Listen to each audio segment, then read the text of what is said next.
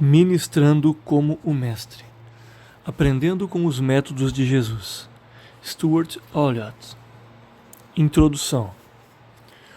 O telefone tocou. Quem seria do outro lado da linha?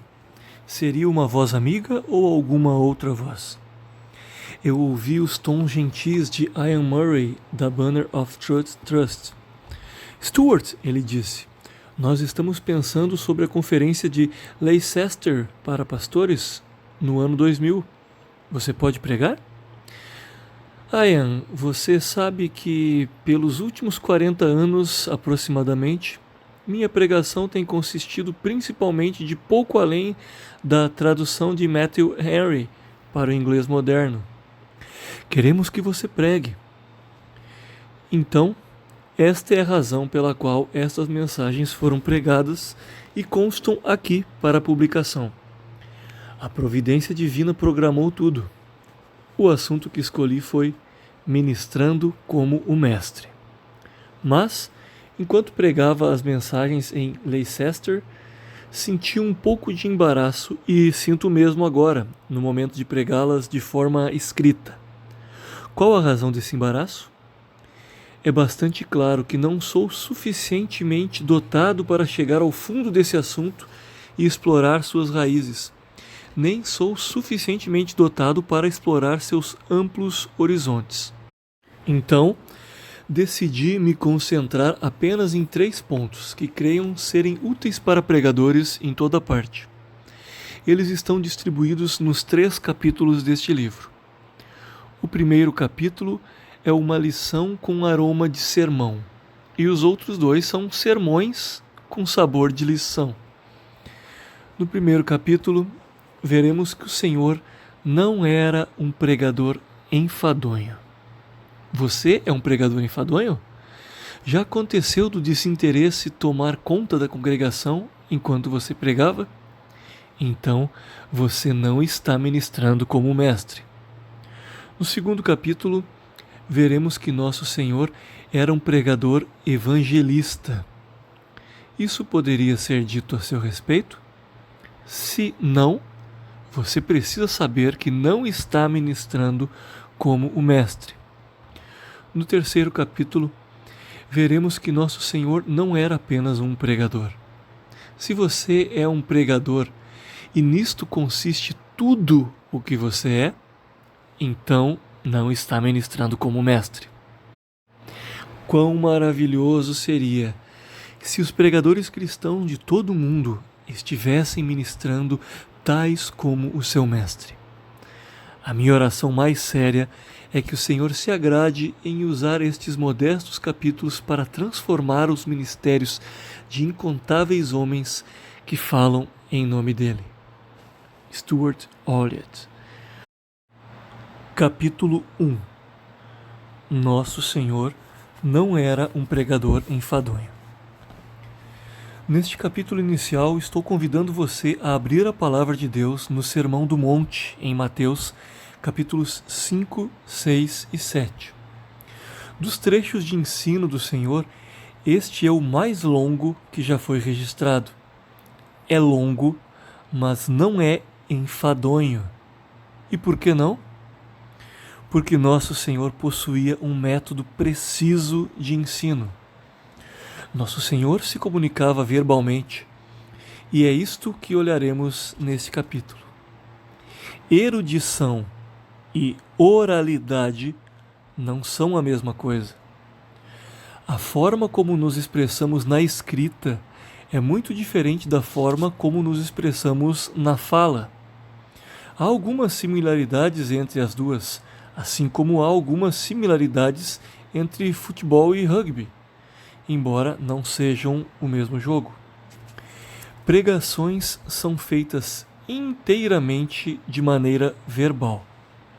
Isso significa que se você não usa a oratória tal qual um pregador, certamente pregará mal.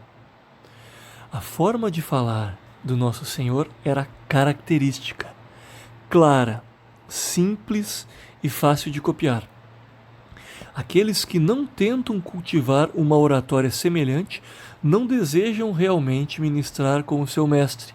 Comportam-se como se soubessem mais do que ele. Então, como era a oratória do Nosso Senhor?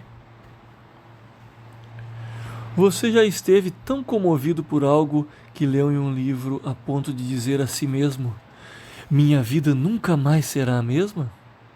Isso aconteceu comigo quando li o capítulo 16 de O Incomparável Cristo, de Oswald J. Sanders. O capítulo é intitulado O Ensino de Cristo e refere-se a James H. McConkie, que, diz Sanders, indicou haver um método triplo no impecável ensino de Nosso Senhor. E qual era? Explicar, ilustrar e aplicar. Essas 3 palavras mudaram todo o meu entendimento sobre como a pregação deve ser feita. Sanders nos leva a Mateus 6, 25 a 34, para nos dar um exemplo das 3 correntes entrelaçadas que consistem na oratória do Nosso Senhor, seu método preciso de ensino. Quando eu era um menino de 8 ou 9 anos, na minha sala de aula, quase todas as meninas usavam tranças. Vindo de uma família com meninos apenas, sem nenhuma irmã que me esclarecesse, ficava sentado bastante tempo tentando decifrar como elas entrançavam seus cabelos. A menina que sentava à minha frente movia-se constantemente, o que dificultava meus cálculos. Mas, eventualmente, vi que haviam 3 mechas numa trança, apesar de haver uma única trança. Contudo, não é fácil desvendar qual mecha é qual. Quanto mais você as olha, mais propício estará a confundi-las. Se algum leitor não entende isso, provavelmente nunca sentou em uma sala de aula atrás de uma menina usando tranças.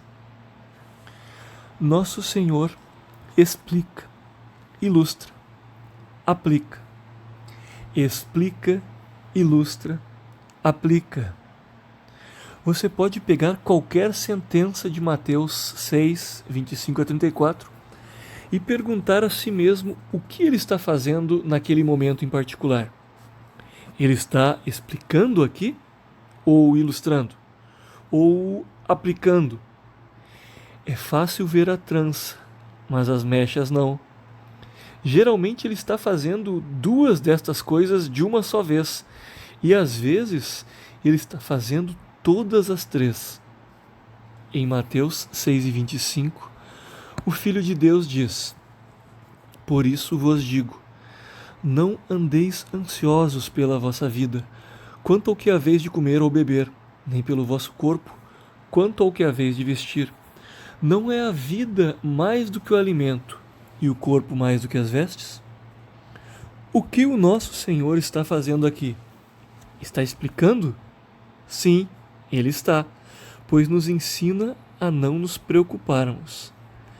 Está ilustrando? Sim, está dando exemplos reais de preocupações. Está aplicando? Sim, está nos dizendo, como cidadãos do seu reino, que inquietarmos-nos não é algo que deveríamos fazer. Isso se trata de um imperativo claro.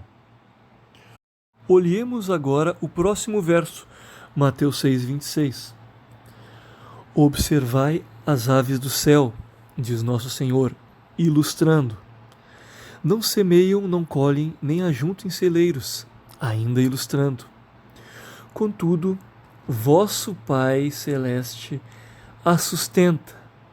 Está, obviamente, explicando. Porventura, não valeis vós muito mais do que as aves? Está explicando por meio de uma pergunta, mas também está aplicando. Esta é a maneira como Nosso Senhor procede até o fim da sessão. E, de fato, é isso que ele faz na maior parte do sermão. As três correntes entrelaçadas nunca são quebradas. As correntes são tecidas juntas, indissociavelmente. É impossível separá-las e geralmente é até impossível distingui-las. Explicar, ilustrar, aplicar é a maneira divina de ensinar verbalmente. O maior sermão já pregado é simples em sua apresentação. Mas como Nosso Senhor explica? Como Ele ilustra? Como Ele aplica?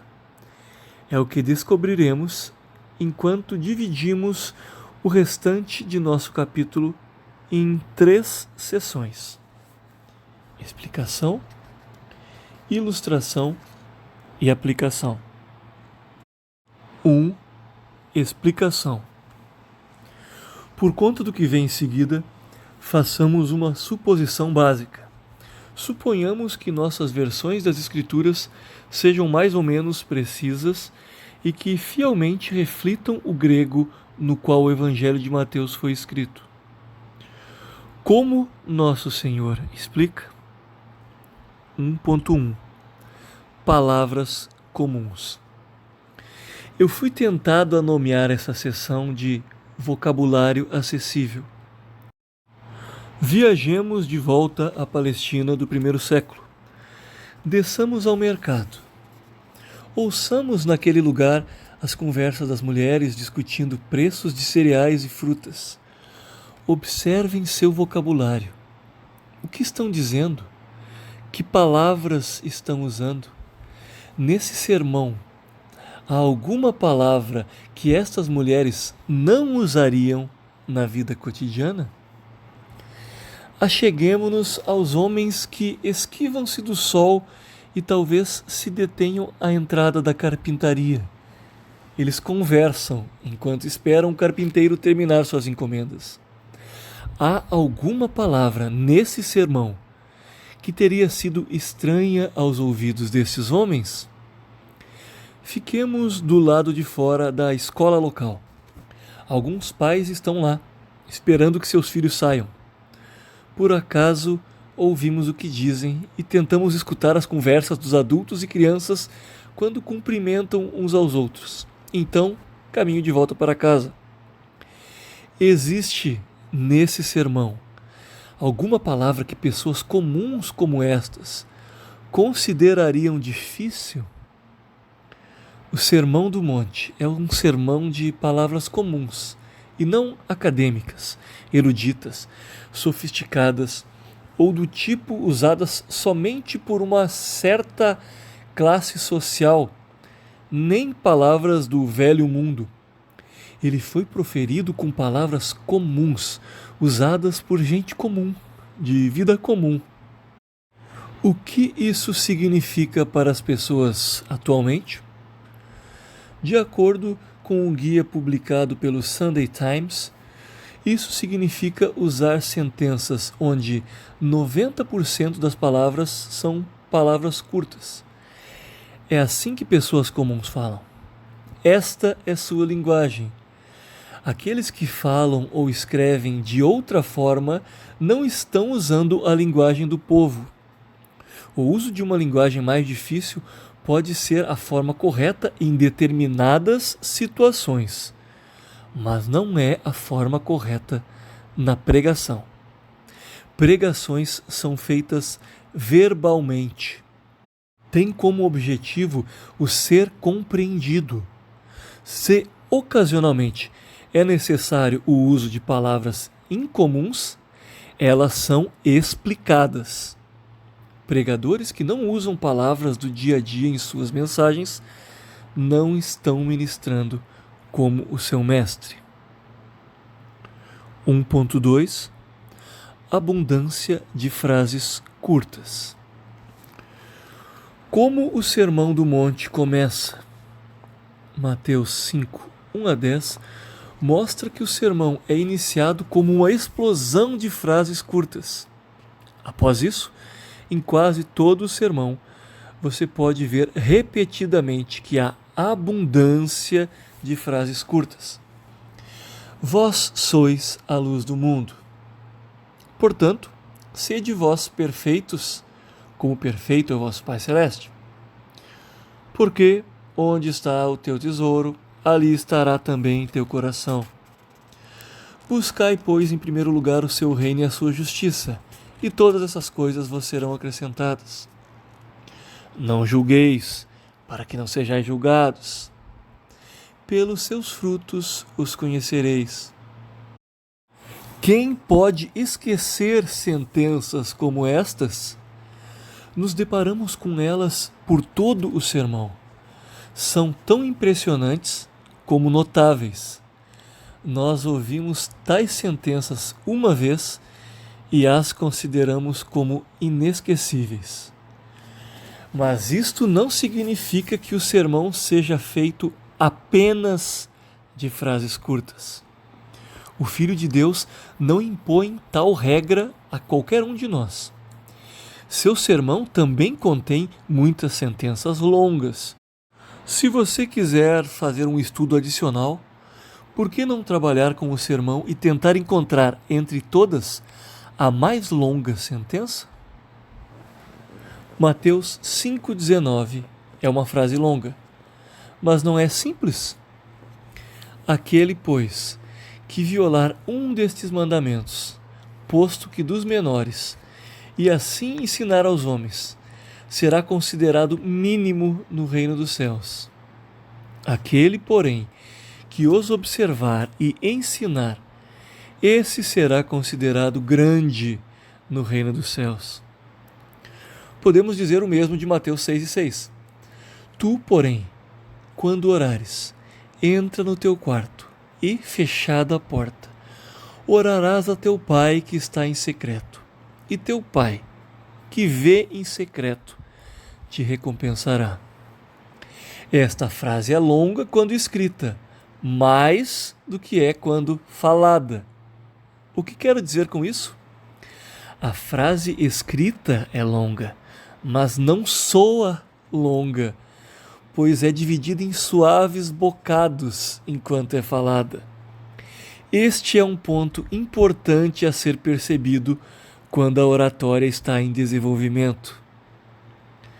Mateus 7, 24 a 25 é uma frase particularmente longa. Todo aquele, pois, que ouve estas minhas palavras e as pratica, será comparado a um homem prudente que edificou a sua casa sobre a rocha. E caiu a chuva, transbordaram os rios, sopraram os ventos e deram com ímpeto contra aquela casa, que não caiu, porque fora edificada sobre a rocha. A frase é longa, mas não é complicada. Como Mateus 6,6, ela facilmente se divide em seções menores. Também é altamente perceptível, contém alguma repetição e cria uma medida de suspense. Ninguém ouvindo essa frase a qualificaria como longa. O pregador habilidoso se certifica de que nenhuma de suas frases se mostrem pesadas. 1.3 Perguntas que não requerem resposta oral.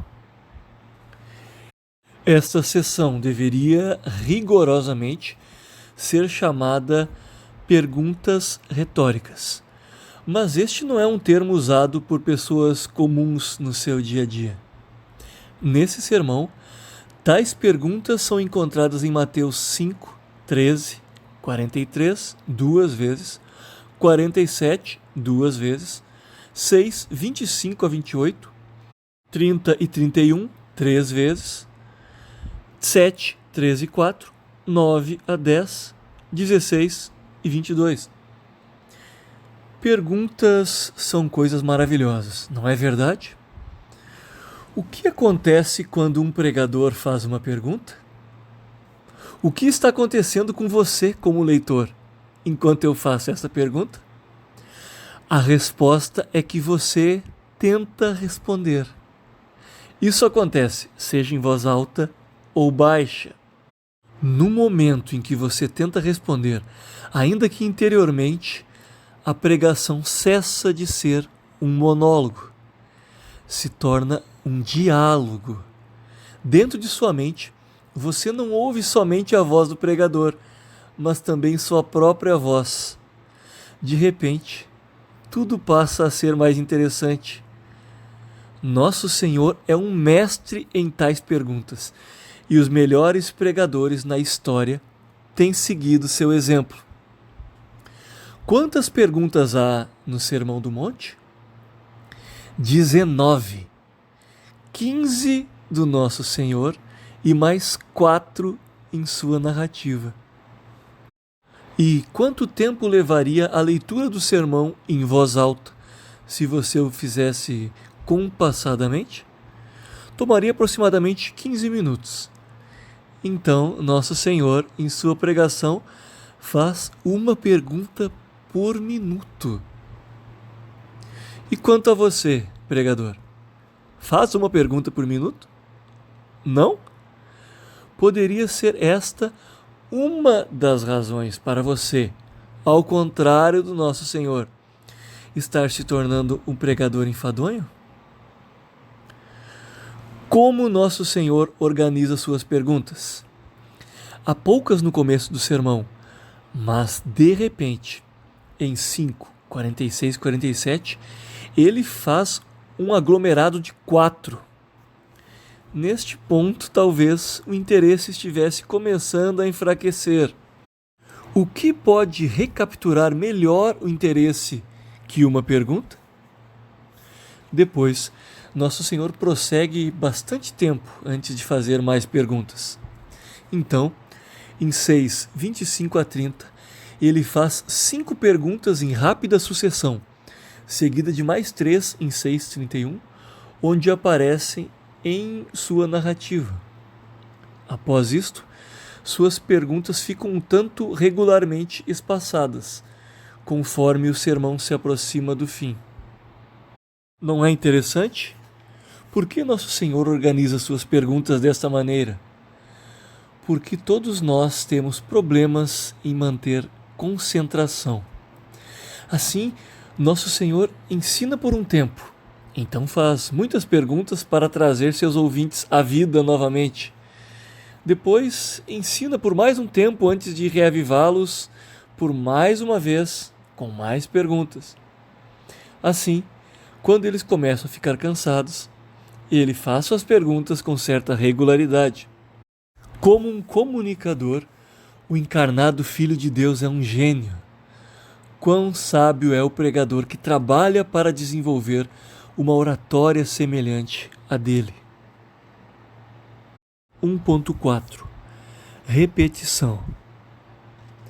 Voltemos ao começo do sermão, em Mateus 5, 1 a 12. Como ele começa? Bem-aventurados, bem-aventurados, bem-aventurados. Como o capítulo 5 prossegue? 6 vezes ouvimos o mesmo refrão. Ouvistes que foi dito, eu, porém, vos digo. Também há repetições no capítulo 6. Quantas vezes atos de caridade são mencionados em 6, 1 a 4? Nosso Senhor prossegue dizendo, quando orardes, e orando. O que acontece no capítulo 7? Veja os versos 7 e 8. Pedi e dar-se-vos-á, buscai e achareis, batei e abrir-se-vos-á. Pois todo o que pede recebe, o que busca encontra, e a quem bate abrir-se-lhe-á.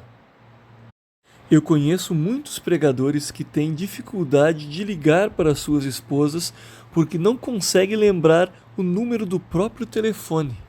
Eles não têm problemas para lembrar o número dos mais destacados em sua equipe, e sim para lembrar o de suas próprias casas. Por que isto é assim? Porque eles telefonam para estes frequentemente, mas para suas próprias casas nem perto disso. Como se aprende um número de um telefone? Discando, discando e discando. Só se aprende mesmo discando muito. Você já percebeu que os jovens conhecem literalmente centenas, sim, centenas de músicas de cor? Como eles conseguem? Assistiram aulas noturnas? Tiveram aulas na arte da memorização? Todos sabemos a resposta. Eles ouviram as músicas, ouviram-nas, ouviram-nas e ouviram-nas, e então cantaram-nas. Deus nos constituiu assim. Repetição é uma das maneiras de Deus ensinar as pessoas. Você conhece uma das maneiras de Deus ensinar as pessoas? Repetição. 1.5 Contrastes. As bem-aventuranças são uma série de contrastes. Capítulo 5, 1 a 12. Bem-aventurados os humildes de espírito, porque deles é o reino dos céus, é a primeira bem-aventurança. O contraste é óbvio e semelhantemente acontece com todas as bem-aventuranças subsequentes. O refrão de 6 repetições do capítulo 5 também é um contraste de 6 características. Ouvistes que foi dito, eu, porém, vos digo. Como nosso Senhor dá seus ensinamentos sobre esmolas, oração e jejum? Sua lição principal é a mesma por todo o segmento. Não daquele jeito, mas desse. Onde o tesouro deve ser acumulado? Não na terra, mas no céu. Por qual portão as pessoas devem entrar para estarem eternamente seguras? Não pelo largo, mas pelo estreito. Como discernir entre os ludibriadores e os que pregam a verdade? Toda árvore boa produz bons frutos, porém a árvore má produz frutos maus, e nenhum tipo de árvore produz frutos naturais de outras espécies. Qual a grande característica dos crentes verdadeiros? Eles são pessoas que não dizem apenas Senhor, mas que vivem sob o senhorio do Pai. No desenvolvimento de sua vida, portanto, é essencial ser um construtor prudente e não insensato. Então, ministrar como mestre não é somente uma questão de ensinar a verdade. A verdade precisa ser ensinada em claro contraste ao erro. Não é suficiente apontar o caminho certo.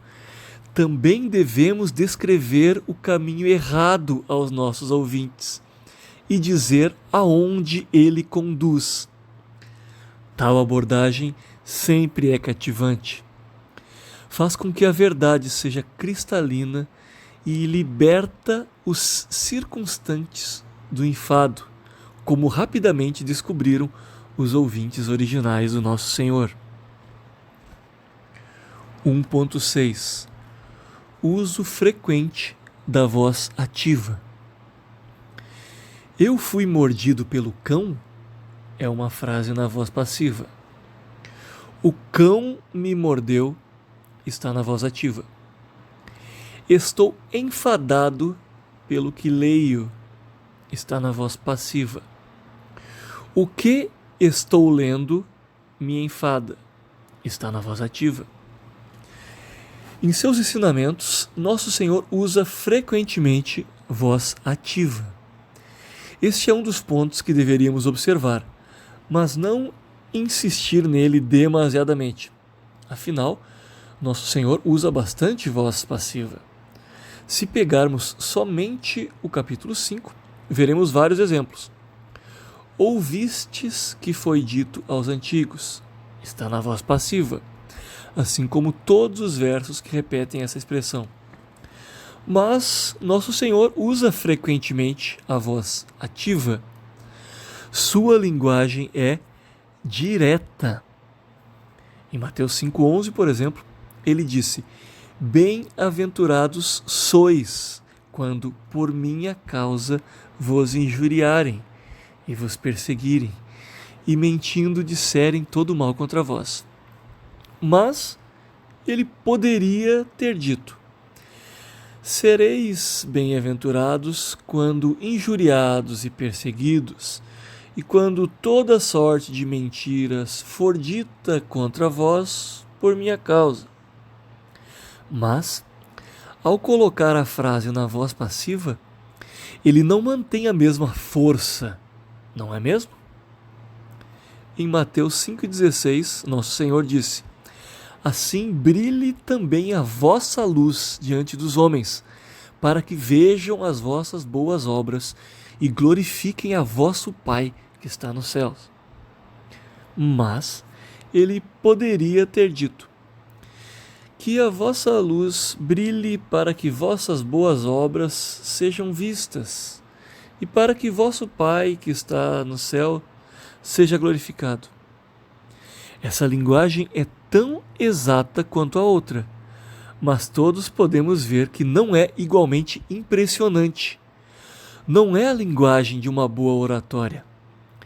A voz ativa é muito mais direta e, de conformidade com o nosso Mestre, deveríamos usá-la a maior parte do tempo. Então, o que aprendemos nessa primeira sessão? Nosso Senhor explica, usando palavras comuns, muitas frases curtas, perguntas que não requerem resposta, repetições, veja que isto é uma repetição, contrastes e, principalmente, a voz ativa. O maior sermão já pregado é simples em sua apresentação. Se não faço coisas da mesma maneira, preciso questionar se estou ministrando como o Mestre. 2. Ilustração. Você tem o hábito de marcar sua Bíblia? Se você não quer estragar a Bíblia que usa diariamente, por que não procurar uma antiga que você não usa mais e destacar nela todas as ilustrações que podem ser encontradas no Sermão do Monte? Ao usar a palavra ilustrações, obviamente, não quero dizer apenas histórias. Quanto do sermão você acha que seria destacado? Cerca de 1/3 dele. Agora, deixe-me considerar o domingo passado, ou a última vez que preguei. Estava diante de homens, mulheres, jovens e crianças para transmitir verbalmente um ensino um tanto prolongado. Quanto de ilustração tinha nele? Pelo Sermão do Monte, Nosso Senhor ilustra. Ele usa linguagem que pode ser vista. Há qualquer coisa abstrata em seu sermão? De ponta a ponta, ele coloca olhos nos ouvidos das pessoas. Olhemos rapidamente que tipo de ilustrações Nosso Senhor usou lá. Você percebe quantas histórias curtas há no sermão?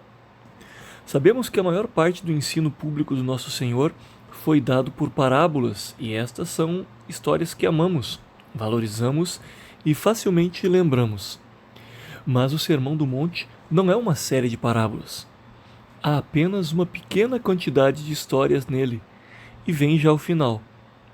O capítulo 7, 21 a 23, é uma predição clara, ensinada em uma breve narrativa. Os versos 24 a 27 podem ser, de acordo com seu ponto de vista, uma breve parábola. Nosso Senhor está chegando ao fim do sermão e esclarece um ponto. Ele está pregando em função de um veredito, como veremos, e o faz por meio de uma história bem curta. Estes são os únicos exemplos de narrativa em todo o sermão, e ainda assim, no mesmo sermão, há abundância de ilustrações. A que tipo de coisa Nosso Senhor se refere quando ilustra? A resposta é simples. Ele fala do que você vê e experimenta no seu cotidiano. 2.1 Em casa. Se você estivesse vivendo na Palestina do século I, o que veria e experimentaria em casa? Veja a pequena lista: sal, luz, candeias em veladores, traças, ferrugem, ladrões arrombando paredes, preocupações quanto ao que comer, beber e vestir, e crianças pedindo coisas aos seus pais, o que nos mostra que alguns aspectos da vida simplesmente não mudam. Quais os equivalentes modernos? Entremos pela sua porta da frente. Quais coisas você pode ver em casa? O que você vivencia lá?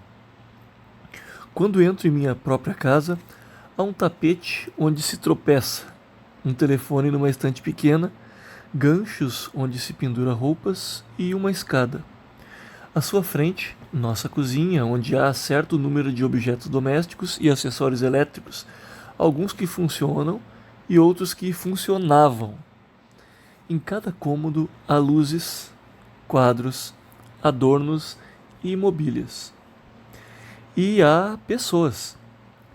Isso significa existência de conversas, algumas sobre acontecimentos e problemas recentes e outras sobre assuntos que mal têm mudado durante os anos. O que o acorda pela manhã?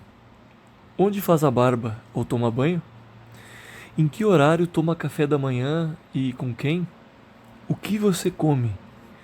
Onde guarda suas roupas e como decide o que usar? Qual a rotina de sua família à noite?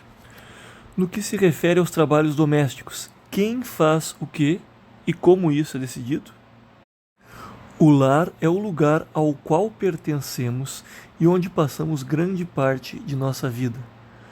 O que vemos e experimentamos lá pode parecer muito trivial e sem importância, mas estes são os contatos e experiências mais familiares a nós. Nosso Senhor sabia disso e constantemente ilustrava seus ensinamentos se referindo ao que acontece em casa. Aqueles que seguem seus passos são chamados a fazer o mesmo. 2.2 Na igreja.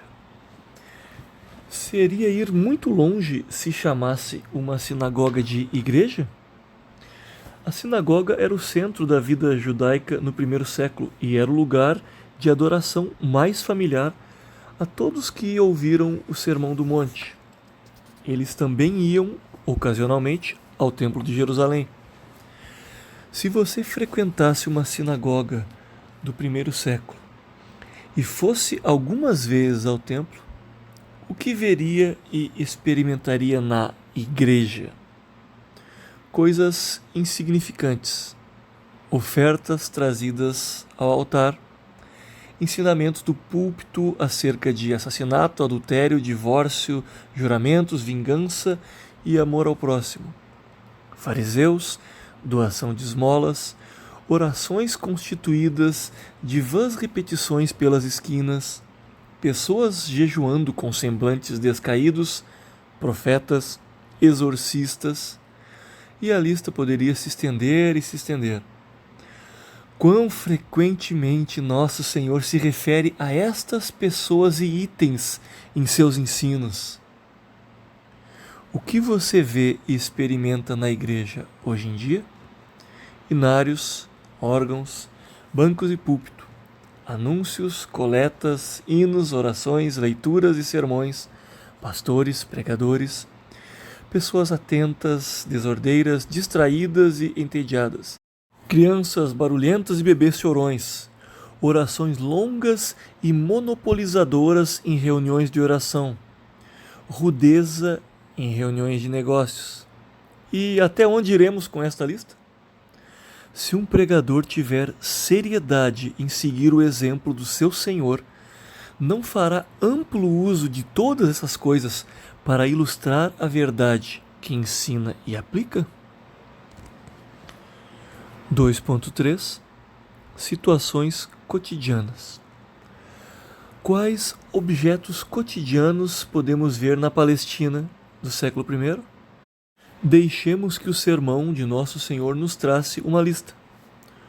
Uma cidade numa montanha, mãos direita e esquerda, céu e terra, cabeça e cabelo, coletores de impostos, pássaros, flores, grama usada como combustível, balanças nos mercados, cães, porcos, portões largos e outros estreitos, ovelhas, lobos, espinheiros, figos, cardos, árvores frutíferas, construtores e tempestades. Magnífico, não? Enquanto escutamos ao Senhor, podemos ver a vida como era vivida durante aquele período. Os melhores pregadores na história sempre seguiram seu Senhor neste ponto. Lendo João Crisóstomo se torna claro como a vida era em Constantinopla no século IV. Ao lado de Calvino, sentimos o dinamismo e as emoções da Genebra do século XVI. Ouvimos seus sons e respiramos suas expectativas. Algo semelhante acontece conosco quando nos voltamos a Spurgeon. Estamos na Londres do século XIX. Suas ilustrações são tão contemporâneas e tão cheias de vida que não temos impressão alguma de sermos espectadores distantes. O que acontecerá se, em poucos séculos, alguém ler meus sermões ou ouvir as gravações em fitas ou CDs? Esse alguém saberia onde e quando eu preguei as mensagens, porque está escrito tanto nas anotações quanto nas gravações. Mas conseguiria ver em sua mente como a vida era em Liverpool no início do século XXI ou no sul do país de Gales? Teria alguma ideia? Seriam meus sermões um tipo de vídeo verbal através do qual se veria não apenas o que preguei, mas também o mundo no qual proferi tal pregação? Seria possível tirar informações de minhas ilustrações? Minhas mensagens seriam um tipo de ônibus espacial transportador ao mundo no qual ministrei, guarnecendo as pessoas não só do conteúdo dos meus sermões, mas também da minha situação e época? Ou se pensará que, apesar de ter pregado naquele tempo, tudo que se pode ver é o que aconteceu em outras épocas?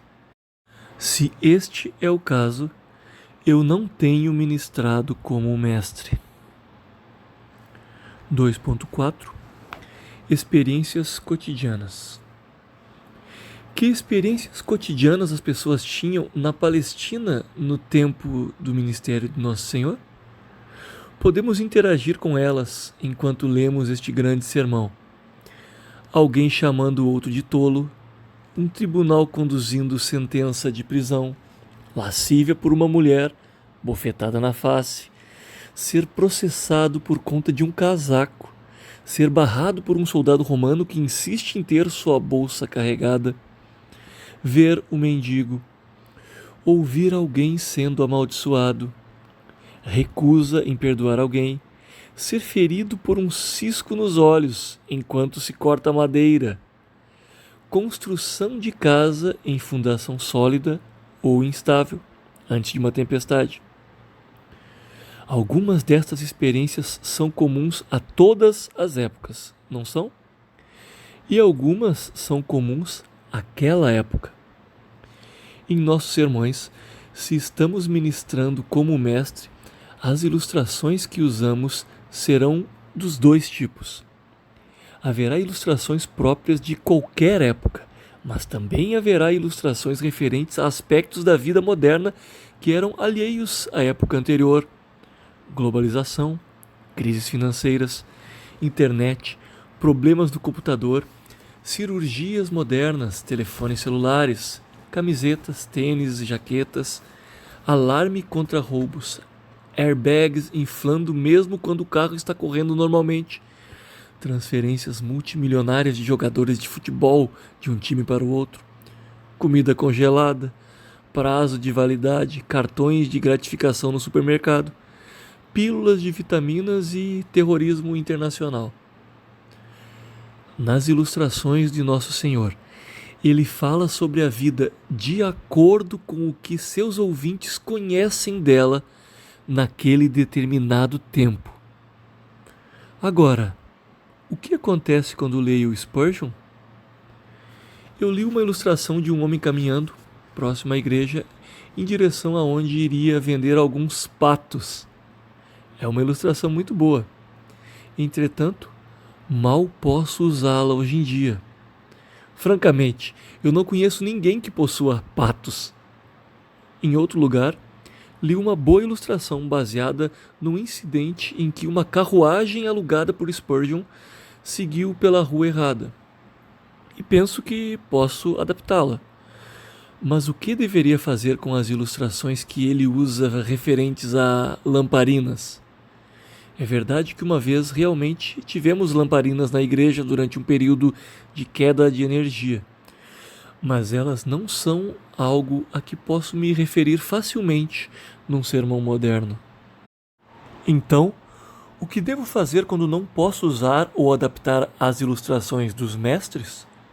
Tenho de ser criativo. Preciso manter meus olhos abertos enquanto os exemplos do meu Senhor me ensinam.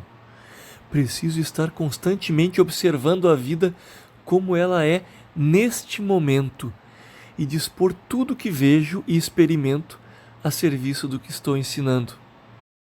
Quais objetos as pessoas veem todos os dias? Quais suas experiências diárias?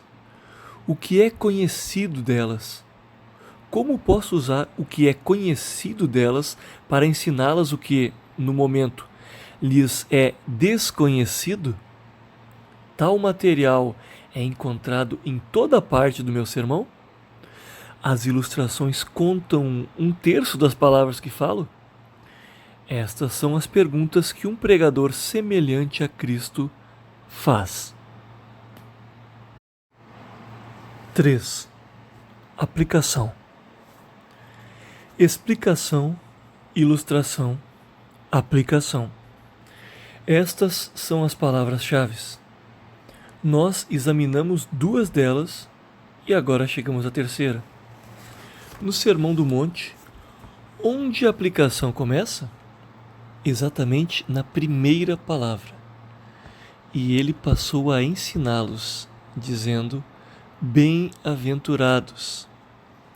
No momento em que estas palavras são proferidas, nos flagramos fazendo uma série de perguntas. Em quem Deus se agrada? Quem desfruta de seu favor e bênção? Qual o segredo de tal felicidade? A aplicação começou. Você tem mais de uma caneta marca-texto em casa? Por que não ler o Sermão do Monte mais uma vez e com uma cor diferente, destacar todas as aplicações que Nosso Senhor faz? O que você perceberá? Você verá que suas aplicações não são encontradas simplesmente no fim do sermão, mas percorrem todo o sermão. São muito diretas e há uso constante dos pronomes tu e vós. E quanto do sermão é feito de aplicação? A resposta é a mesma acerca das ilustrações, por volta de 1/3 dele. O que mais deve ser dito quanto a essas aplicações? Há 4 pontos particularmente notáveis e os examinaremos alternadamente. 3.1 Formas diferentes de aplicar. Nosso Senhor faz suas aplicações de muitas formas diferentes. Para mim, este se trata de um ponto muito importante a ser compreendido. Se eu sempre faço minhas aplicações no mesmo velho método, realmente não tenho dado muita atenção ao exemplo do meu Senhor. Ele é o mestre ou não? Não foi sobre ele que disseram: jamais alguém falou como este homem? João 7,46. Às vezes, ele aplica por afirmações. É isto que ele faz quando pronuncia as bem-aventuranças em Mateus 5, 3-12. Faz o mesmo em sentenças como a de Mateus 5,19. Aquele, pois, que violar um destes mandamentos posto que dos menores, e assim ensinar aos homens, será considerado o mínimo no reino dos céus. Aquele, porém, que ousa observar e ensinar, esse será considerado grande no reino dos céus. Podemos tomar Mateus 7,21 como outro exemplo de afirmação simples. Nem todo o que me diz Senhor, Senhor, entrará no reino dos céus, mas aquele que faz a vontade do meu Pai, que está nos céus. O significado dessas afirmações é muito óbvio para não ser compreendido. Entretanto, as afirmações também são aplicações. Afirmações simples constituem uma forma de aplicação da palavra. Algumas das aplicações de nosso mestre são feitas no modo imperativo. São ordens ou instruções. Regozijai-vos e exultai, 5:12. É um exemplo de tal instrução. Uma ordem igualmente clara é: assim brilhe também a vossa luz diante dos homens, para que vejam as vossas boas obras e glorifiquem a vosso Pai que está nos céus. Semelhantemente a: portanto, vós orareis assim, e não andeis ansiosos, não vos inquieteis. Desta forma, vimos duas maneiras distintas de se fazer aplicações. Em outras ocasiões, Nosso Senhor aplica sua mensagem fazendo perguntas. Um excelente exemplo disto é Mateus 5, 46 e 47. Porque, se amardes os que vos amam, que recompensa tendes? Não fazem os publicanos também o mesmo? E se saudardes somente os vossos irmãos, que fazeis demais? Não fazem os gentios também o mesmo? Não foi feita afirmação nem dado imperativo algum, e ainda assim a aplicação é clara. Acontece quase a mesma coisa em Mateus 6, 27 a 30, exceto por serem encontrados traços de afirmação em imperativo. Nosso Senhor pergunta: qual de vós, por ansioso que esteja, pode acrescentar um côvado ao curso da sua vida? E por que andais ansiosos quanto ao vestuário? Considerai como crescem os lírios do campo. Eles não trabalham nem fiam. Eu, contudo, vos afirmo que nem Salomão em toda a sua glória se vestiu como qualquer deles. Ora, se Deus veste assim a erva do campo, que hoje existe e amanhã é lançada no forno, quanto mais a vós outros, homens de pequena fé?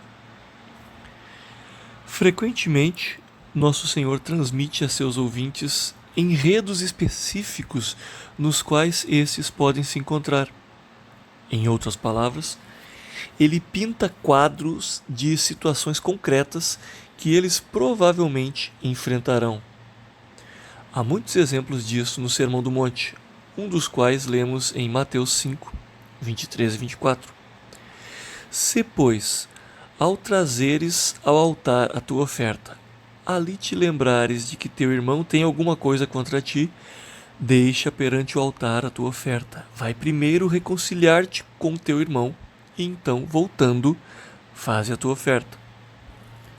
Aqui, como na maioria dos casos, não há afirmações ou perguntas. Mas, uma vez que o enredo foi descrito, imperativos claros são dados. Nosso Senhor não se contenta em apenas ensinar teoria. Ele instrui seus ouvintes quanto ao que fazer em situações reais. Em outro lugar, Nosso Senhor faz suas aplicações usando outros tipos de linguagem figurada. Quem esquece frases como essas, onde as aplicações são tão fáceis de ver quanto os quadros pintados? Vós sois o sal da terra. Ora, se o sal vier a ser insípido, como lhe restaurar o sabor? Para nada mais presta, senão para, lançado fora, ser pisado pelos homens. Vós sois a luz do mundo. Não se pode esconder a cidade edificada sobre um monte. Por que vês tu o argueiro no olho de teu irmão, porém não reparas na trave que está no teu próprio? Ou como dirás a teu irmão: deixa-me tirar o argueiro do teu olho, quando tens a trave no teu? Hipócrita, tira primeiro a trave do teu olho, e então verás claramente para tirar o argueiro do olho de teu irmão. 3.2 Diferentes tipos de aplicação. Nosso Senhor não somente faz suas aplicações de formas diferentes, mas faz diferentes tipos de aplicação. O que isso significa? Alguns exemplos esclarecerão tudo. Às vezes, ele simplesmente refuta um erro e o rejeita abertamente. Ouvistes que foi dito, eu, porém, vos digo. Aqui nosso Senhor escolhe deliberadamente ir de encontro às opiniões defendidas. Ele esmaga a serpente que envenena a cabeça dos ouvintes. Oposição ao erro é um dever cristão e precisa ser refletida nas formas dos pregadores aplicarem a palavra de Deus. Infelizmente, este tipo de aplicação está amplamente ausente dos púlpitos cristãos hoje em dia. Acerca dos diferentes tipos de aplicação, Mateus 6, 1-18 é especialmente esclarecedor. Aqui nosso Senhor ensina sobre atos de caridade, 6, 1-4, oração, 6, 5-15, e sobre jejum, 6, 16-18. Em cada um destes três ensinos, existem três tipos de aplicações. Quanto aos atos de caridade, ele diz aos seus ouvintes o que fazer, eles devem se comprometer com tais atividades. Ele lhes diz como fazer, devem ofertar o mais secretamente que puderem.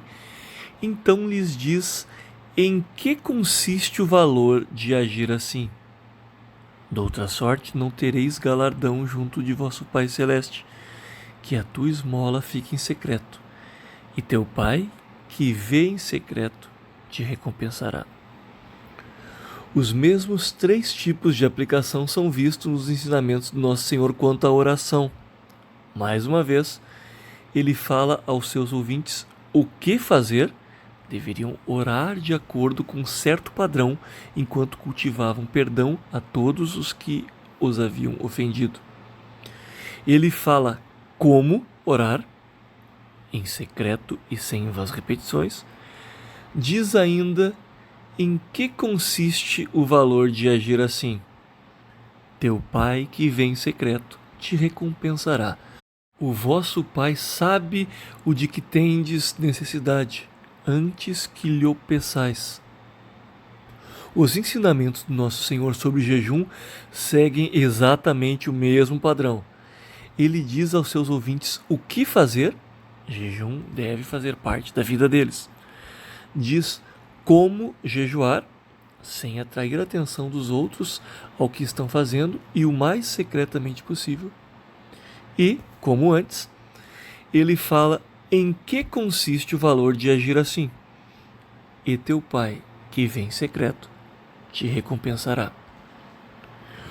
Como isto funciona na prática hoje em dia?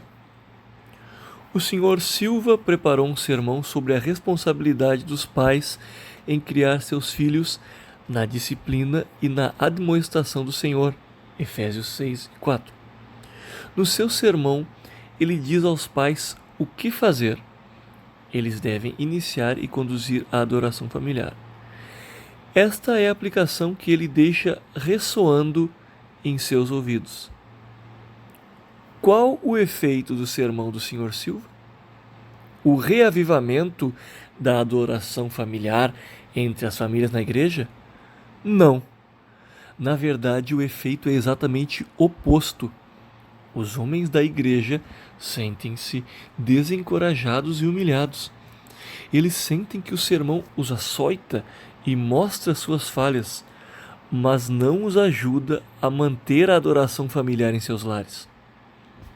Isso acontece porque a mensagem do Sr. Silva não lhes disse como realizar a adoração familiar. Ele não lhes deu pista alguma quanto à forma de fazer as coisas corretamente. Felizmente, o Sr. Silva percebe seu erro.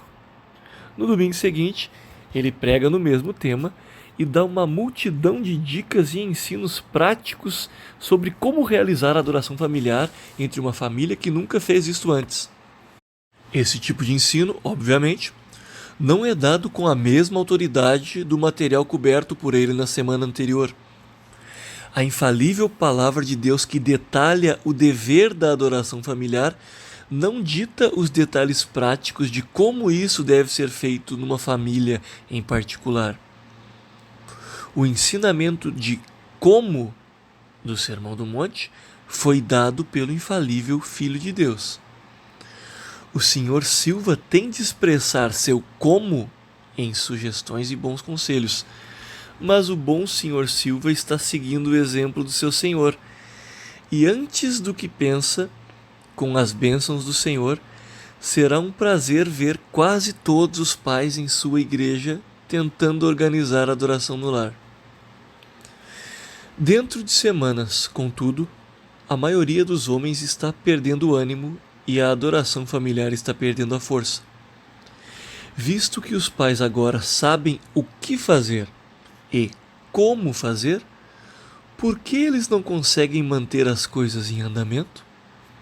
O que é essa carência de determinação para prosseguir? Sua nova obediência trouxe-lhes novas dificuldades. Foram avisados de que isso aconteceria. Então, por que eles estão desistindo? Porque o Sr. Silva, que lhes disse o que fazer e como fazer, falhara completamente em dizer-lhes por que a adoração familiar vale a pena. Se o sermão tivesse dado esta parte do ensino e os homens tivessem compreendido apropriadamente, nenhuma dificuldade os teria vencido. O problema deles é que suas mentes estavam mais cheias com sua obrigação de obedecer que com as bênçãos de tal obediência. Asnos que resistem à vara geralmente se rendem à cenoura. Os filhos de Deus certamente precisam de punição e bons conselhos, mas também precisam de abraços, alegrias, presentes e festas. O Sr. Silva fez bem, mas não o suficiente. Ele não estava ministrando como o Mestre. Como podemos evitar os erros do Sr. Silva? Aqui vai uma sugestão que muitos ministros, jovens e velhos, têm considerado útil. Ao preparar o primeiro esboço de suas anotações, não disponha o papel na sua mesa da maneira normal. Vire-o 90 graus de forma que fique mais largo que alto, isto é, paisagem ao invés de retrato. Agora, divida-o em 3 colunas de larguras iguais, rotuladas explicação, ilustração, aplicação. Depois, divida a terceira coluna em 3 subcolunas rotuladas: o que fazer, como fazer e em que consiste o valor de tal proceder. Na coluna explicação, escreva todos os pontos principais da mensagem. Na coluna ilustração, escreva uma ilustração diante de cada verdade ensinada na primeira coluna. Nas 3 subdivisões da coluna aplicação, exponha as aplicações apropriadas diante de cada verdade e ilustração contidas nas 2 primeiras colunas. Como regra geral, mas não absoluta, não se afaste da mesa até que as 3 colunas estejam igualmente preenchidas. Este simples procedimento certamente o livrará do desequilíbrio do Sr. Silva e provavelmente transformará a sua pregação. será definitivamente um passo maior para frente, no que toca ao desenvolvimento de um estilo oral semelhante ao de Cristo. 3.3 Aplicação distintiva. Quando assumimos o púlpito para pregar, há muitos tipos diferentes de pessoas à nossa frente. Alguns são crentes e outros não. Dentre os crentes, há os pais e solteiros, adolescentes e crianças. Há empregados em escritórios, fábricas, estudantes e crianças iniciando na escola. Há aqueles que estão indo bem espiritualmente e aqueles que estão coxando. Cada um tem suas próprias alegrias e tristezas, medos e preocupações. Aplicações gerais na pregação serão, por via de regra, úteis. Contudo, o sermão tem poder especial e é mais eficiente quando é dirigido a grupos específicos. E ainda é mais tocante quando fala às pessoas num nível pessoal. Isto não significa que o pregador focaliza deliberadamente num tipo de pessoa em particular. Mas ele reconhece que cada um dos presentes precisa dizer a si mesmo que havia algo para mim naquela mensagem. Os incrédulos são igualmente diversos. Eles também têm experiências familiares diferentes e circunstâncias pessoais diferentes. Mas também há diferenças espirituais entre eles. Alguns estão buscando o Senhor seriamente e não estão longe do reino dos céus. Outros são ignorantes e confusos. Há ainda os apáticos, enquanto não poucos se opõem profundamente a tudo que vem da boca do pregador. O pregador não pode tratá-los como se fossem todos iguais.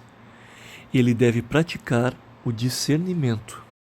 Tal aplicação distintiva é uma característica do Sermão do Monte. Este contém muitas aplicações aos crentes.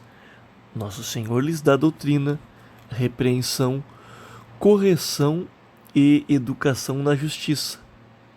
E o uso destas 4 categorias fazem um estudo interessante. Ele também faz aplicações aos incrédulos. Resumindo, ele faz aplicações relevantes a todos, crentes e incrédulos, do mesmo modo. De fato, neste grande sermão, nosso Senhor Jesus Cristo isola 22 tipos de pessoas em uma congregação. Aqui estão elas. A pessoa curiosa sobre onde a felicidade pode ser encontrada. 5, 1 a 11. O crente perseguido. 5, 11 a 12. O crente que não é diferente das pessoas ao seu redor. 5, 13 a 16. O ouvinte que entende erroneamente. 5, 17 a 20. O crente professo que está vivendo em tensão com outra pessoa. 5, 21 a 26. O ouvinte que pensa ser pecado apenas algo externo. 5, 27 a 30. A pessoa que está pensando em um divórcio feito às pressas. 5, 31 e 32. A pessoa que usa juramentos para apoiar sua palavra. 5, 33 e 37. Aquele que revida quando é lesado. 5, 38 e 42. A pessoa que tem favoritos. 5, 43 a 48. Quem quer que tenha religião farisaica. 6, 1 a 18. O materialista. 6, 19 a 21. Quem quer que não consiga ver as coisas claramente. 6, 22 e 23. A pessoa dividida em sua lealdade. 6, 24. A pessoa preocupada com a provisão divina. 6, 25 a 34. O crítico. 7, 1 a 6. Senhor ou senhora lento para orar. 7, 7 a 11. Quem quer que deseje saber o segredo de bons relacionamentos? 7, 12. A pessoa que é tentada a ir, ou realmente vai, atrás da multidão. 7, 13 a 14. Quem quer que forme seus julgamentos na base das aparências? 7, 15 a 20. A pessoa enganada sobre como a religião verdadeira realmente é. 7, 21, 23. E aquele que ouve as palavras de Cristo, mas não age segundo elas. 7, 24 a 27. Se observarmos esta lista, descobriremos que quase todas essas pessoas estão na congregação onde pregamos hoje. Nosso Senhor reconhece que elas estão lá e tem algo definitivo e específico para dizer a cada uma. Se isso não condiz comigo, devo retornar à pergunta que temos feito repetidamente. Eu estou realmente ministrando como um mestre? 3.4 Encerrando com aplicação. Tendo empregado seu ensino todo o tempo, de forma que 1/3 do seu sermão é aplicativo, nosso Senhor encerra com este mesmo método. As aplicações têm sido muito diretas. Ele tem constantemente usado voz. Nosso Senhor tem feito suas aplicações de maneiras diferentes e as mesmas têm sido de tipos diferentes. Elas também têm sido distintivas, enquanto ele dirigiu seus ensinos de modo a influenciar tipos diferentes de pessoas. Ao término, o sermão chega ao clímax, no qual há insistência de um veredito. Todo aquele, pois, que ouve estas minhas palavras e as pratica, será comparado a um homem prudente que edificou a sua casa sobre a rocha. E caiu a chuva, transbordaram rios, sopraram os ventos e deram com ímpeto contra aquela casa, que não caiu, porque fora edificada sobre a rocha. E todo aquele que ouve estas minhas palavras e não as pratica, será comparado a um homem insensato que edificou a sua casa sobre a areia.